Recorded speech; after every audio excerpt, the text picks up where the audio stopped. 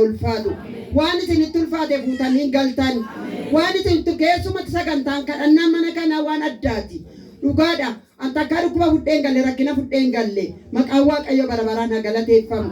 Waaqayyo ulfaatu. Waaqayyo paasterii keenya eebbisu. Ammayyuu ayyaana irratti ayyaana nuuf dabalu. Biyya alaa biyya keessatti kanaan duras iyyaafatamaa jira. Ammas iyyaafatamu. Iyyaafatamu miti. Haadha manaa isaatiif ijoollee isaatiif isa baajata addaa haa ba'u. Waaqayyo kaasaa isaaf haa kaffalu. Waaqayyo kaasaa haa kaffalu. Isa bira dhumnee takka dhukkuba fudhadheen galle kan keessan hin beeku. Rakkina fudheen galle. Boocha fudheen galle. Duwwaa borsaa fudheen galle. Dhugaadha maqaan Waaqayyo bara baraan haa galateeffamu. Eeguma cinsee waldaa kan ta'e deebi'uutti ka'e malkiin kooyyuu deebi'aa jira. Mee warri na beektan harka kaasaa. Warri dura na beektan dur jirtu hundumti keessan sobdanii harka kaasuu diddan malee. Dhugaadhaan ilma na jibbitanii harka kaasuu diddan na beektu hundumti keessan. Jalqaba koo beektu dhuma koos warri beektan jiru. Ilaa gidduu galle nama baay'ee jira. Ilaa binoo qabadhee. Ala kana nama baay'ee jira. Malkiin koo amma moo yeroo sana wayya. Haalleluuyaa. Ganaa wayyaa. Ganaadha. Yerootiin ganaa bobbokoo kee akka kanattiin deemaa dhufe seemoo seemni duraa hidhamee yeroo isin jettanii dhufa. Haalleluuyaa. Maqaan Waaqayyo bara baraan haa galateeffamu. Waa'ee wangeelaawii keenya kana immoo ji'a meeqa akka ta'e hin beeku barana du'ee namatti natti deemullee dhabeen. Wangeelaawii warra mana tajaajile kana ulee qabadhee naqee qoricha gibbiitii waan ittiin bitadhu dhabee mana qoricharra qara dhabamee tibba sana keessa gabaa keessattis gibbiitii kun na kuffisee nu baay'ina irraa fudhatanii. Xaraaqiyoon kanatti utuu makiinaa lixuuna irraa kufee narraa fudhatanii an baadhee jiru wajjin baay'ee siqaayyi argeen. Paasterii warra waldaa isaanii paaster Baacaadhaan beekaa achi naqee birrii baay'ee naa buusisee namni kun paasteriin hin jiru. Indaganaa jilgeenfadhee har'aa kaastee namni kun dhukkuba fudhattee hin deemtu. Har'aa kaastee fayyiteetti. Birrii duwwaa miti fayyina fayyinaas fayyina lubbuu fayyina hafuuraa fayyina dhukkuba kanaa kennineerraaf jedhan. Dhugaadha gaafa sanaanii giffiitii 180 irratti lakkaa'ama. 190 irratti lakkaa'ama. Nan gombifama mana keessatti. Abiddis bishaanni irra galagaleera. Abiddatti maanni kasalarrattis gubee kasalli na gubeera. Dhugaadha. Tibba sana keessa jechuudha. Waaqayyo maqaan isaa ulfaatu guyyaa gaafa namni kun naa kadhatee kaasee ganaan naqee galateeffadhan irra baay'atee jira.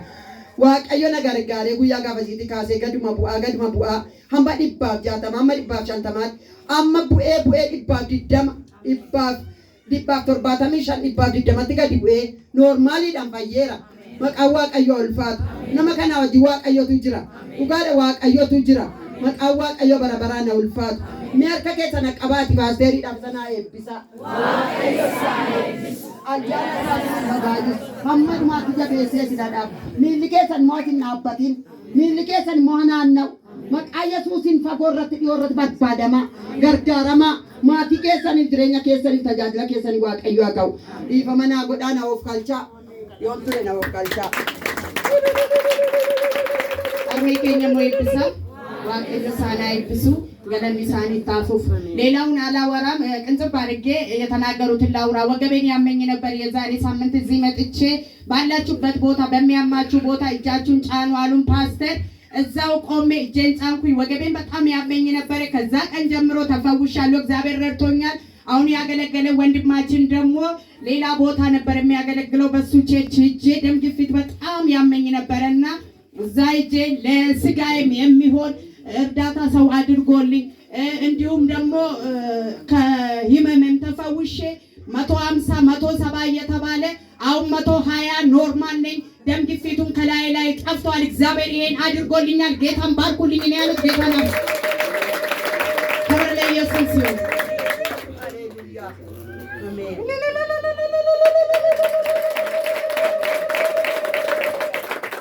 Yesus gooftaan. Amen. Gooftaan koo ulfaatu. Amen. Inni dukkana koo ifatti ibse haa ulfaatu. Amen. Yaa Addis Ababa na wajjin boosanii wajjin boonyee ciniinsuu koo sadii dhageera. Isin wajjin boo'een abbaa manaa ani intala koo ishee durbaan ilma koo sadii dhagee na wajjin boosanii. Boo'ichi koo immoo ammoo na gammachiisa. gammachuutti naa geeddarame. Waaqayyo inni kaleessa jiru immoo har'a sinuma jira. Boru sinuma jira. Waaqayyo garbicha keenya paaster irratti dubbate immoo manaaf ta'e. Anaaf ta'aadha. Isaaniif isaa ta'u. Kaleessa utuma jedhu gaaba'umsa kan halkan nan ciisa. Paasterii fi dhaqiitii afaan keetiin kadhadhu. Manni isaa fi ta'a. Manni isaa fi ta'a naa jeenatti dubbata. Nan kadhadha. Yesuus isaa gaafata. Yesuus gooftaadha. Rakkinni paaster kun rakkin haadha koo caalaa innatti mul'ata. Yaa Waaqayyo jedhe. Anis mana hin qabu. Paasteris mana hin qabu. Mana nutti ijaari. Mana Addis Ababaa keessa tokko ajjeecha jeera. Akkuma ni jeemmoo har'a ni jedhame Waaqayyoof haa galatu. Waaqayyoof haa galatu. Jira Yesuus. Ammas immoo kunoo har'a nima ta'eefi ammas haa ta'uufi. Ammas gogaa ba'umsi qoonni tokkoffaa intalli kun kamisee ibidditti boba'ee manni barumsaa gubatee manni jireenya ishee gubatee nan boo'ee na wajjin boossani sinu. Ammas immoo mucaa gosa ilmoo fincaarraa nan boo'a halkan nan boo'a isinis na wajjin boossani. Kunoo abbaa manaas immoo nan boo'a. Garuu ari'atuunis immoo inni jira Waaqayyoof haa galatu. Inni kaleessa jirus immoo har'a inuma jira. Inuma jira. Inuma jira. Yesuus koommoo gooftaadha. Gaafa boo'ichaas wajjin boonyeerra. Ammas gaafa gammachuus immoo wajjin gammannaa kunoo isheetti dabarseera isheenis dhuftee dhugaa baatuun jedha Waaqayyo sinaa eebbisu kunuun. Akkaan si maddaa boleetti kee. Duraan dursa waa ibsaa kana Waaqayyoon naa galateeffadha. Waaqayyo ulfaatu. Waaqayyo ifa keenyadha. Waaqayyo nu gargaara. Nuti haadhi keenya baay'ee bu'aa turte. Haadha keenya kanas fuula Waaqayyootti nu boo'een yeroo hundumaa haadha kootti nan boohan ture. Abiddi nutti boba'ee ayyoo abiddi nutti boba'eera. Jilba kee mi'eeffanneerra. Gara Waaqayyootti nu boo'eetiin dhannaa abiddi boba'uu jammaru gara isheetti bilbile. Dhannaan gara isheetti bilbilu isheen kadhannaa baay'ee nu kadhachiiste. Waaqayyo inni qullaa namaa nama uume. Inni nama gargaaruu beeku. Inni abidda keessaa butee nama baasuu beeku. Waaqayyo anaaf abbaa manaa koo fayyadamu. As keessa jira kun ammallee abidda keessaa isa qumxaa tokkichaan ana bijaamaa tokkichaan Waaqayyo butee abidda keessaa nu baasa. Jira Waaqayyo. Waaqayyo jiraata. Jira Waaqayyo. Yaa Waaqayyo gaafa natti keessaa bijaamaa tokkiteen yaa saba Waaqayyo bara 16 guutuu hojjedhee waan bara 16 guutuu hojjedhee abidda afantuuf kenneen bahe. Kamiseetiin hojjetu kamiseeti. Yaa Waaqayyo Iyyoobiif inni obsa laatte nan dhabe horee obsa naa kennu. Ani homaa hin barbaadu. Ijoolleen koo kunas jiru ijoollee kootti nagaan na deebisi jedheetiin fuula Waaqayyootti nan boo'ee Waaqayyo dirribii obsa Iyyoobiif laate naa laatee dirribii na keessa gooftaan. Namni Waaqayyo baate. Yesuus jiraataadha. Anillee gubadhan see. Kadhannaan mana paaster abidda keessaa na baase. Anillee nan bobaasee boba'uu na oolche. Abbaan manaa kun harkatti qalamansee qalamuu na oolche. Aqiitii ibsii fuula isaatti Waaqayyoon naa galateeffadhu jedhee dhuftee ishee Waaqayyoon naa galateeffatte. Waaqayyo jiraataadha. Waaqayyo gooftaadha.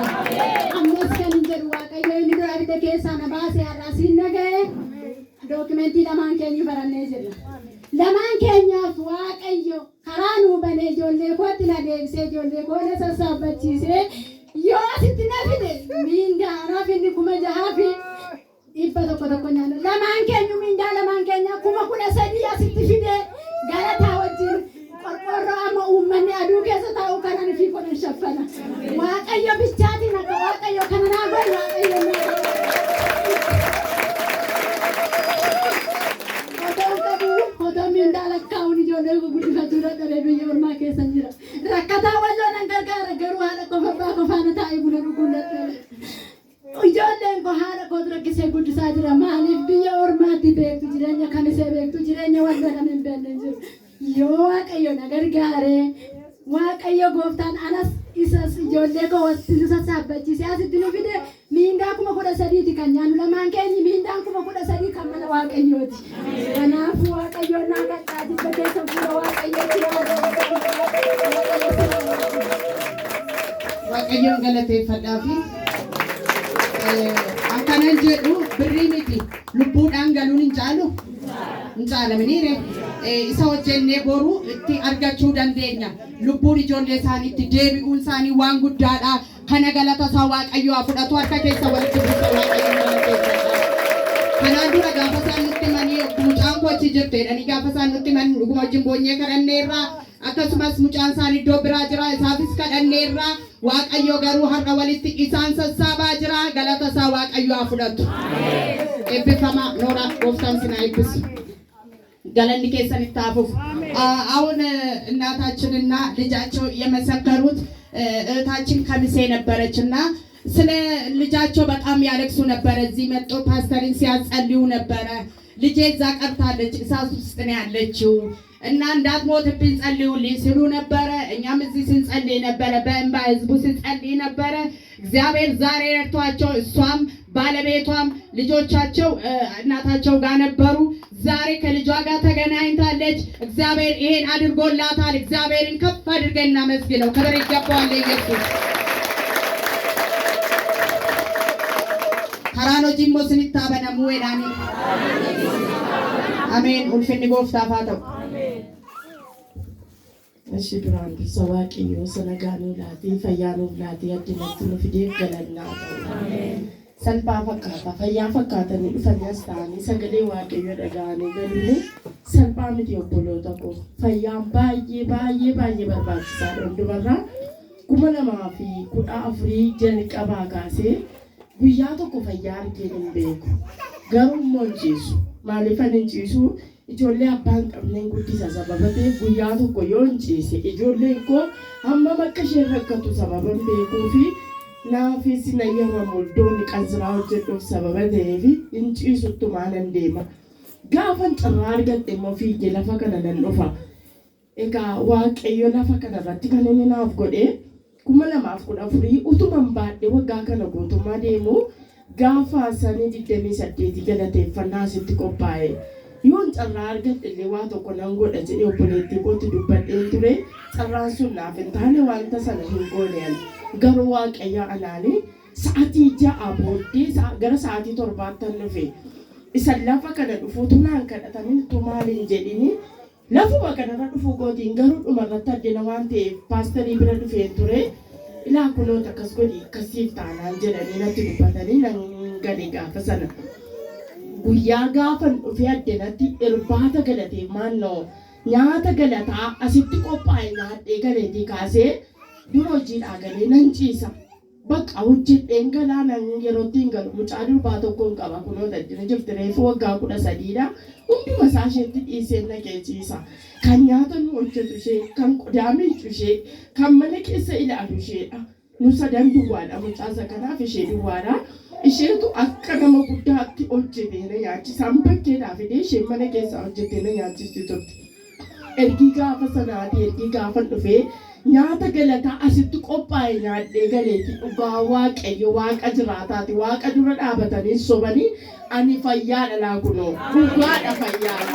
Haleluuyaa haleluuyaa itti xinnaata waaqayyo tobboloota koo lamaa ta'anaa galateeffadhaame warri waa'ee fayyaa beektan lamaa waaqayyoon naaf galateeffadhaa. Fayyaan hin jiru taana lomtuun jiru. Haleluuyaa haleluuyaa waaqayyo nagaa keenya waaqayyo fayyina keenya waaqayyo tamannee qaanofnee hin beeknu. Obboleessi koo paasteriidhaaf obboleettiin koomee dhuguma waaqayyo isinii wajjin jira. Ani shakkii hin qabu. Yeroon isin arguyyuu natti tola keessa kootu qabbaneeffata. Akkan waaqayyoon argetti akka waaqayyo wajjin wal dubbisee darbeetti natti tola gaafan isaanii argu. Maaliif sababni isaa beektu waaqayyootu mana isaanii keessa jira. Waaqayyootu laphee isaanii keessa jira. Kanaaf warri lafa kana dhuftan carroomoodhaati waaqayyoon galateeffadhaa. Waaqayyootu carraa nuuf laate. Akkasitti isa isaan durnu cimmaa isaaniitti waaqayyo waadaatti hin seenetu duukaa jira. Isatu dhalootatti hin gargaaraa jira. Akkasumatti biniim waan baatanii fidanii dhufan qabu. Wanta waaqayyo waadaatti hin seene fidee dhufeetu jira. Har'as immoo jilbicha hojii hojjechaa jira waan ta'eef waaqayyo lafa kanarratti hojii hojjechaa jira. Kana duwwaa miti ganaa du'aan lafa kanarratti ga'a. Kana duwwaa miti ganaa jaamaan akkasitti dhufee laakka itti ilaalee gala. Maaliif waaqayyoota addana jira? Maqaa paaster Masaratii mini maqaa waaqayyoota sitti waamamaa jira. Maqaa obboleettii koo miti maqaa waaqayyootu waamamaa jira. Ilaa waaqayyo ganaas akkasitti gadi jedhee dhufe lafa kanarratti ol qabee deebisa. Amanaa duwwaa kottaa. Waan fiddanii dhuftan fuutanii galtan. Amanaa kottaa. Rakkina baattanii dhuftanii baattanii galtan. Amanaa kottaa. Dhukkuba fuutanii galtan. Sababa isaatu maqichattas hojii hojjechaa jira. Waaqayyoof galannaa ta'u. Dhuga ba'umsa koo lammataadha. Mucaa gosa kanatu baay'ee qaama isaa noosisa ture. Baay'ee koo maaliif calluma na jalaa jettaanaan jedhe maaliin godha waan hin godhuu qabu. Waaqayyo duwwaatti kennu malee waan hin furmaata tokko godhuu qabu. Gaafa nas dhufe sana paasteriin dibata naaf laataniiru. Immaayee ka'iitti dibaticha fidinaa dibimee naan jedhe. Achumaan nan dibeef halkanis riba keessaa ka'ee baay'ee qaama isaa bakka baay'ee nan dhiphadhan ture.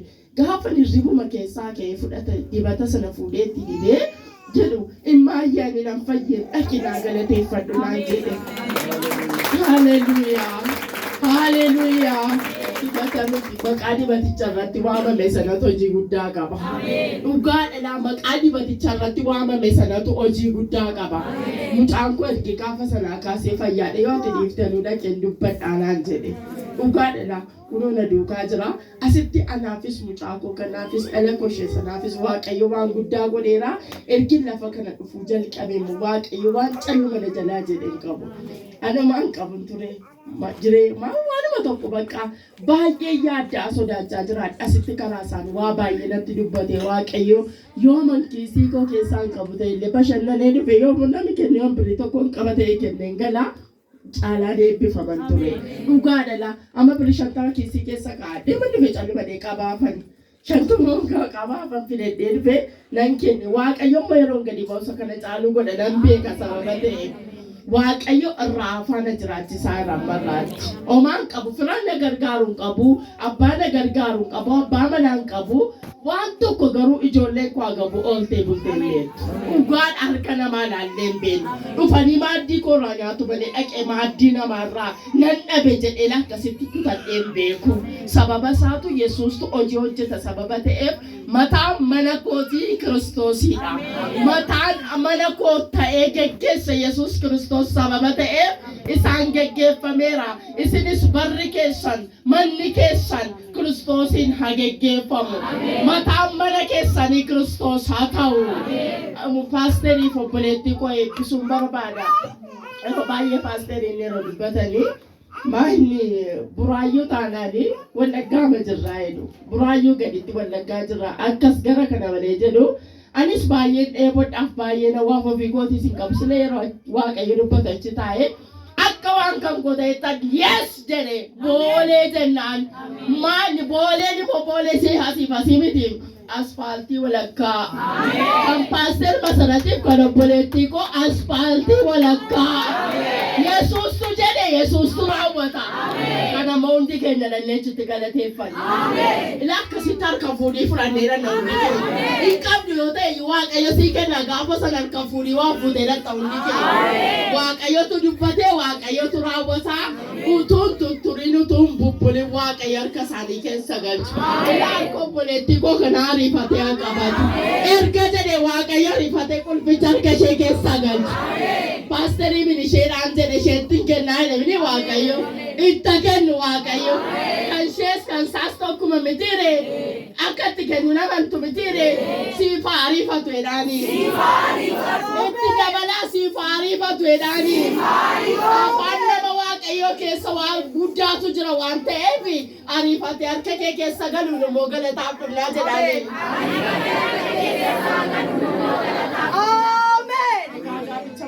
Chitti galateeffannaa waaqayyoof kadhannaa ta'u. Waaqayyoon galateeffannaa.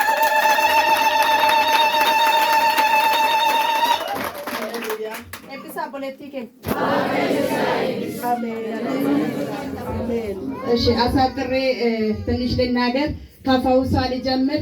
በጣም ያመኝ ነበር። እኔ የምታወቀው በበሽታ ነውና ሰኔ 28 የምስጋና ፕሮግራም ነበረ እዚህ ማለት ነው። እና በጣም ኃይለኛ ድግስ ነው ያልመጣችሁት፣ አመለጣችሁ። ያን ቀን አለች የሆነ ነገር እንኳን አደርጋለሁ ለዛ ብዬ አስቤ መጣሁ። አልተመቸኝም፣ ግን አርፍጄ መጣሁ። ወደ 6 ሰዓት አካባቢ ነው የመጣሁት። ከዛ ማዕድ ላይ በልቼ ገባሁ። በጣም ይታመም ነበረ። የ13 ዓመት ልጅ አለችኝ። እሷ ናት የምታገለግለኝ ቤት ውስጥ። ባለቤት የለኝም። እንዳልተኛ ልጆች የሚበሉት ነገር ስለሌላቸው አማራጭ ስለሌለኝ ወጥቼ ሰርቼ ስመለስ የግድ አልጋ ላይ የሚሆነው እና ከዚህ ላይ ማዕዱን በልቼ ገባሁ። ከዛ ቀን ጀምሮ በሽታ የሚባል ነገር አላየውም። እግዚአብሔር ፈውሶኛል። ጌታን አመስግኑልኝ ነው ያለችው። እግዚአብሔርን አመስግኑላት። ሌላው ደግሞ ልጄ አሁን እዛ የመጣችው ልጅ ሰውነቱን በጣም ያሳክከው ነበረና እናቴ ዘይቱን ቀብኝ ይል ነበረ። እኔንም እዚሁ ከዚህ የወሰድኩት ዘይት እሱን ቀባሁት ሰውነቱ። ከዛ ቀን ጀምሮ ልጄም ተፈውሷል፣ ቤትም ተፈውሷል። እግዚአብሔር ቀብረር አድርጎ እያኖረኝ ነው ማለት እህታችን። ሌላውን ስላስቀረሁት ነው እችን የጨመርኩት። ቀብረር አድርጎ እያኖረኝ ነው። ምንም ነገር አልጎደለብኝም። የሰው ማድ እግዚአብሔር አላሳየኝም። ራሱን ችሎ እያኖረኝ ነው እግዚአብሔር አለች። እግዚአብሔር ለእግዚአብሔር ክብር ስጡት። ክብር ይገባዋል ለኢየሱስ።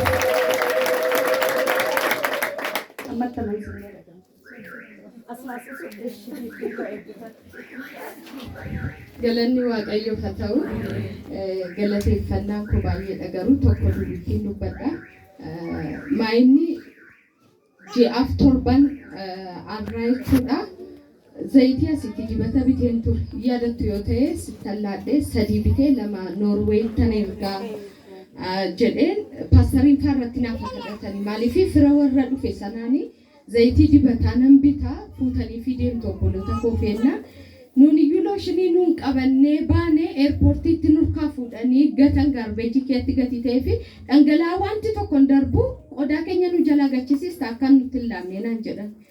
Achitti ishedheen asitti paastariin gaafa irratti kadhatanii waan tokko duwwittiin isinitti muu barbaada wanta keessa koottafe jechuudha. Paastariin si'a baay'ee akkas jedhu wantan dubbadhu qubee isheellee qabadhaa jedhu. Kanaafiyyuu maal ta'ee zayitii ofii koof bitadheeraa obboloota koo lamaaniif sadiin bitee tokko hambisee lama gaafan itti laadhu anumtiyyuu isa lama kana fuudhee kan koo wajjin wal keessa kaa'ee isa sagaleen irratti hin baane itti laadhee akka achitti seexanni karaa kanaanan qorreedheen isa kan kootii asitti banee sooftii keessa kaa'ee adda baasee ishee lamaan sanaa qofaattan kaa'e. Sadanuu walitti gaafa mana galu garuu kan koo mallattoo qabdi gadi ta'ee fi addan baafadheedheen. Isa lamanaan kaa'ee jarri akkamiidhaan afutanii deemtu wennaani qodaayyuu siifuuneen deemnu kan zayitii isa kan uffataa mitiiti. Qodaan waan tokko siifuuneen deemnu kiiloon keenyas baay'ee dhagatii ta'ee fi bakka karaama biraa yaadiinaan jedhan. Egaanoo gaarratti karadheera waaqayyo hin deema isaan harka hin gaanaan jedhee ragatii ta'ee fi qopheesseeraan jedheen. Unuman itti dawwan paastariin faammoo maal jedhan gaafas gaafa kadhatanii zayitiin kun jedhan. Amma warra abbaa dhimmaa sana bukkee ga'utti harki nama tokko hin baniini harki nama tokkotti hin bu'ini akka ashagametti harka jaraa duwwaa bira ga'ee jarra banatan jedhan. Nam fuudhee qodaa wanta hundumaa paarkiin godhee nan dawwalaa qoy nan dhufeedha gaafa sanbata duraa halkan ture filaayitiinsaa nan eege dhufees ijoollee koos hin dubbisnee abbaa manaa koo maatiidha fira gatii taanee fi nan dhufa utuma heduu hafee Achiti zayitii sakammanaa kan ofii kootii fuudhee qodaa hundumaatti nan biife. Egaati yaa waaqayyoon jedhe qodaa kana eerpoortii fiddee dhuftee makiina raayidiidhaan ofii keetii fi hin danda'amu jedhamee deebistee fuutee galtanaan jedhan miti isaan angaruu nana manaa qodaan kuni hin deemaa obboleettii koo bira hin gaatti fayyadamti zayitichas isa kaanis jedheen shaanxaa tokko kiiloo 23dha kan iyyamamu shaanxaa tokko akkan qopheessettini nan kaa'ee sanbata duraa jimaata galgala meesejii teekstinaa godhe borbariinan dhufa gatiin ta'ee fi qophaa'inaan jedhe sanbata duraa jechuudha. Ani immoo maal yaada ture sagantaa sanbata duraa isa waldaa isa waan churchii jiru sana afuu jibba abbaa manaan koos boqonnaa isaa gaafas fixa ture wayyoo jarri kun gaama sa'aatii 8tti miizanaa fi fidaa kottaa nuun jedhu churchii afuu fennaa jedhe waaqayyo beekaa dhiisiin jedhe. Achiti ganama barii sa'aatii 2:15 mana koo bira ga'ee manni kee naannoo kamii? Ay naannoo akkasiidha kottu jedhanii baarzaafi isa guddaa biratti yennaanii milikitatti meennaan hin dhufe baajaajiidhaan gadi ba'ee abbaan manaan koo hin simatu. Gaafa dhufu birriis kan shaanxaa tokko $225 dha jedhameera yennaanii akka Itoophiyaatti 14,000 obboleettii kootti daawwalee akkas naan jedhee yennaanii nan kaffalaafiiti inni naafa fidu qodaa koo duwwaa naan jette. Achiti gaafa inni dhufu birricha transferinsii godhamoo akkamii dhadhattee ishee wajjin ennaan onlaayinii kaffalame dhiis ishee maa wajjin naasaa'e ishi qodicha moo boolensii fidamoo akkam wayya ennaan zayitiigaa keessuman kaayettinim achiti akkam wayyaree jennaanii anumti baadhee dhaqee mazinsiina shikin jedhi waan tokko atti xaraaxarii baqqaa yidarsaachwaal naan jedhe. Galanni Yesuusiif haa ta'u. Namichi na didee dibata sana sagalee turre jira gatii ta'eef duraan dursee sagalee ture sagalichis Waaqayyo bira ture sagalichis Waaqayyo ofiisaa ture. Kanaafiyyuu sagalichi inni dibaticha keessa jiru gaafa irratti dubbadhu humna godhate.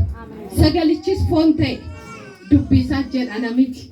Kanaafiyyuu sanbadduraa waldaadhaan waaqeffachaa turre gaafa waldaatii baanu foon kun immoo gaajirti miti shakkii wayyuu zayitii sana በጣም ተፈታተነኝ ጌታ ይገስጸው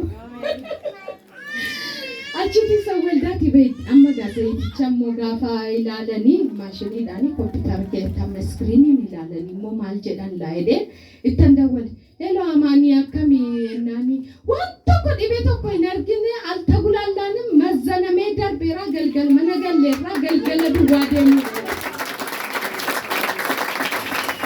Achi amen jedhe ammas gaagana dhagana galgala sindee mugati ta'ee fi nan taa'ee messengerin inaasofne gaaddisee hojjete bakka akkas naan jedhe raamaaniin yennaani bor ganama hin ga'anaan jette sanbata guddaa ganama isheen tokko Osloo jirti isheen tokko immoo Hamariin jirti isaan immoo barganiidha steetiin isaanii darbanii deemu gati ta'ee fi dhaqanii mana dooshanii jirretti mi'a ishee buusanii fi darbanii sokan. Achi abbaan mana gatii beekuu fi dafee iddoon dibaticha kaa'eera jedhee sana banee gaafa ilaalu dibati lamaan saayyuu jira.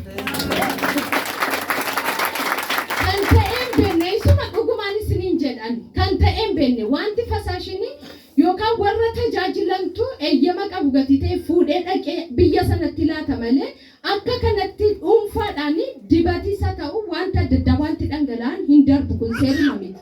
Waaqayyoon ni seera cabsee obboleettiin koo mana isheef dhibee isheef iddoo ishee barbaachisutti akka itti fayyadamtuuf sagalichi immoo akka darbu inni naa godhe Waaqayyoodha. Waaqayyoon naa galateeffadha.